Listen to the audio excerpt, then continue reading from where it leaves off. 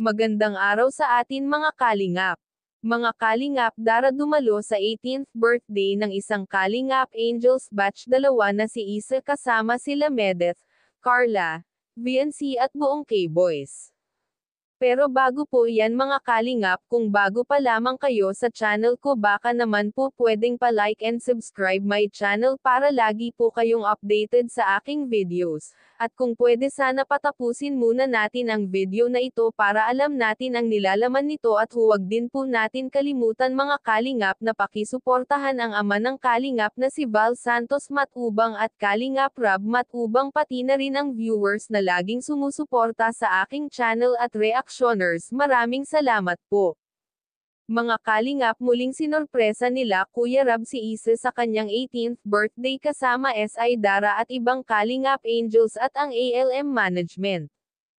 Hinangaan si Dara ng ALM Management dahil sa galing at pag-advise niya kay Isa. Sabi ito ng ALM ay hindi nila akalain na ganun kagaling ang mensahe ito ni Dara para kay Isa. Napaka-matured na talaga ito ni Dara mag-isip kahit na siya ang pinakabata sa lahat ng Kalingap Angels.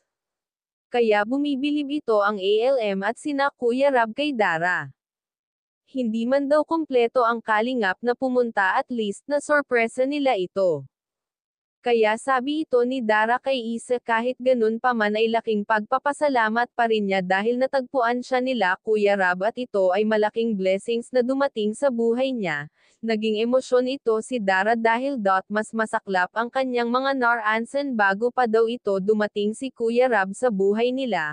Kaya sabi ito ni Dara ay habang buhay niya itong hindi makakalimutan at yung ay hindi daw niya ito sasayangin. Ibinahagi niya din ito kay Isa na isa ng Kalingap Angels batch dalawa, kaya, mga kalingap. Hanggang dito na lamang po ang update natin para kay Dara. Maraming salamat po. Thank you for watching and God bless us all.